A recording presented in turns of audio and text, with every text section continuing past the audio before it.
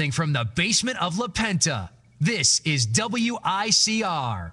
Hello everyone, welcome back to the Sports Vault. Jersey Joe back in action. I gotta be honest, the hardest thing about being off in the summer is not being able to come here and talk Cleveland Cavaliers basketball. That really is my favorite thing to be able to cover and to talk about. It's so interesting, and interesting always wins the day. So clearly the whole NBA has been extremely active, and it's been good because in the summertime, not always the most incredible amount of things to talk about, but the Cavs, the NBA in general, has given us a lot.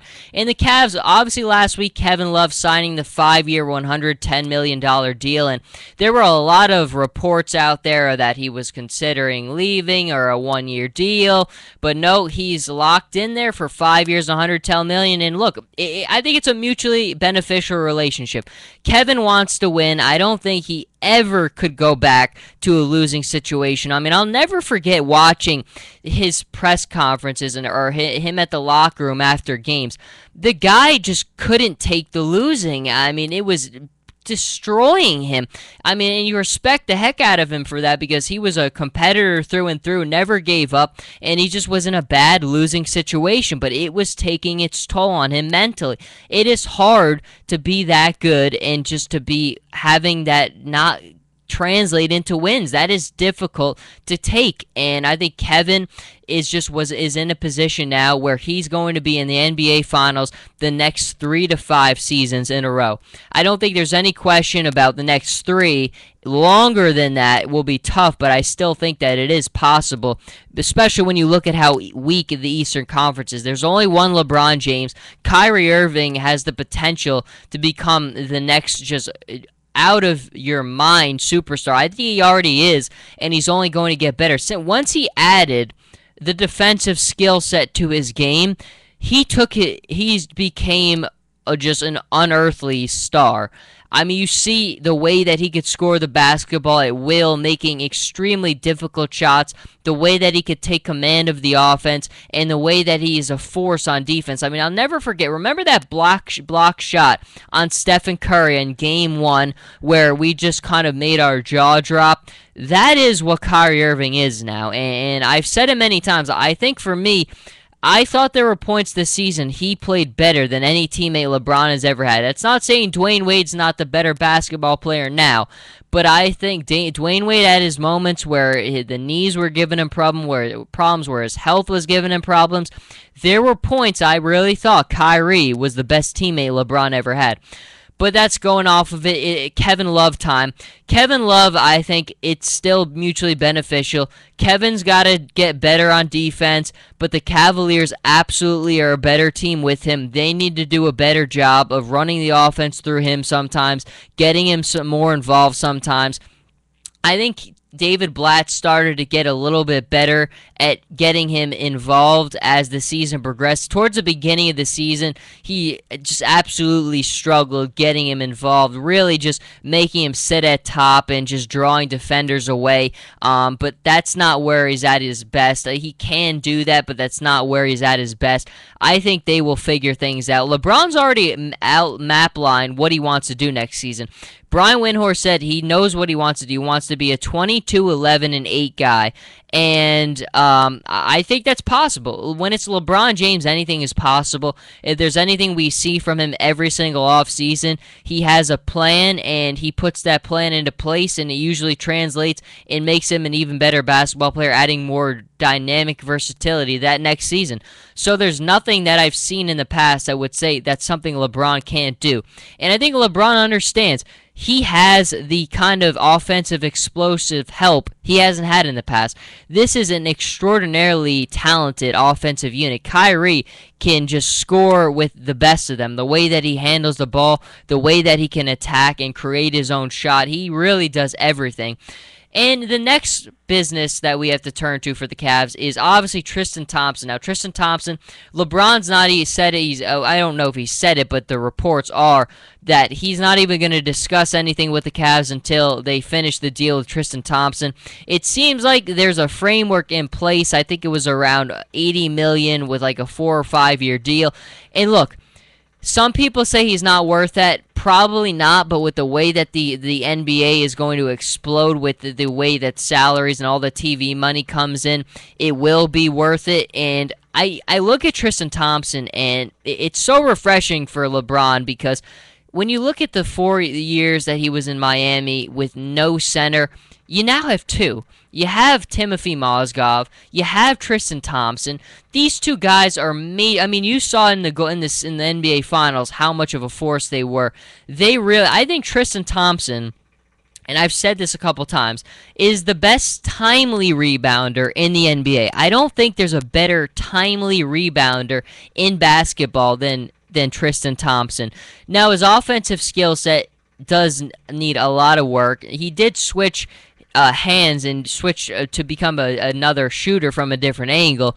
But I think his offense is still work, but he does what he does, and he does it so well. He's a great defensive presence, and he is the best timely rebounder in basketball.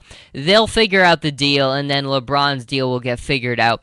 The next interesting piece, though, is about the potential trade now. Obviously, the Brooklyn Nets and the Cavs, there's been a lot of talk. I think the first one has been about Spencer Haywood, who's a guy who barely ever played. I mean, just a garbage time end-of-bench player for the Cavs, and Anderson Varejao for Joe Johnson, something of that lines. And I think the biggest problem right now is all financials because Joe Johnson's got such a big contract. But look, I would totally think that would be a great move, bringing in an effective guy like Joe Johnson. Now, his numbers did dip last year, but again, when you're adding talent like that to a roster like the Cavs, that's just another big body, another guy who's been in big spots and taken big shots and knows the game. I like Joe Johnson. I would definitely think. And Anderson Varejao, look, you give him a lot of credit. He hung it out with the Cavs for a long time. He did a lot of great things for that organization, but there's just no room for him. The Cavs now are built around Tristan Thompson, Timothy Mozgov, and when you look at the contract that Anderson Varejao has, and look, they did envision a big role for him before things kind of came through with Timothy Mozgov, but those are the two forces. That's the presence for them. It's Mozgov and it's Tristan Thompson. I just don't think that there's that room for Varejao anymore. So I do think that they will end up dumping him, and I don't even know if I want to use the word dumping him but I do think that trade is probably going to happen somewhere down the line.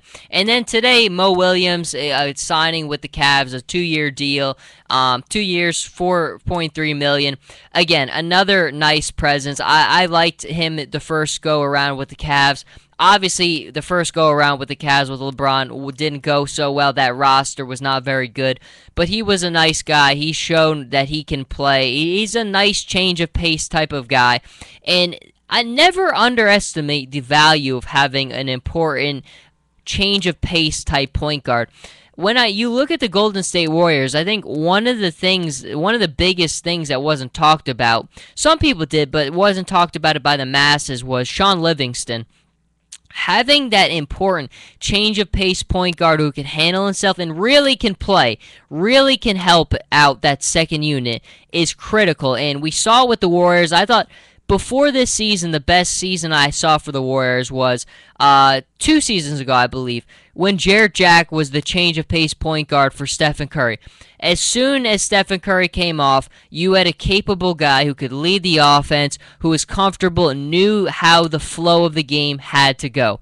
And that's something that I just don't think that the Cavaliers had. You saw it especially in the NBA Finals when LeBron wasn't on the floor and Kyrie wasn't on the floor.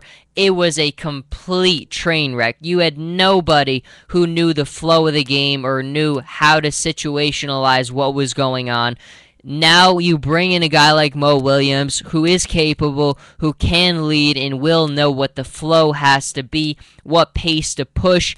I think it's another very solid contribution. Another guy will bring solid play to the second unit. And that's the biggest thing is we saw in year one in LeBron with Miami, you taste defeat in the finals. It stings.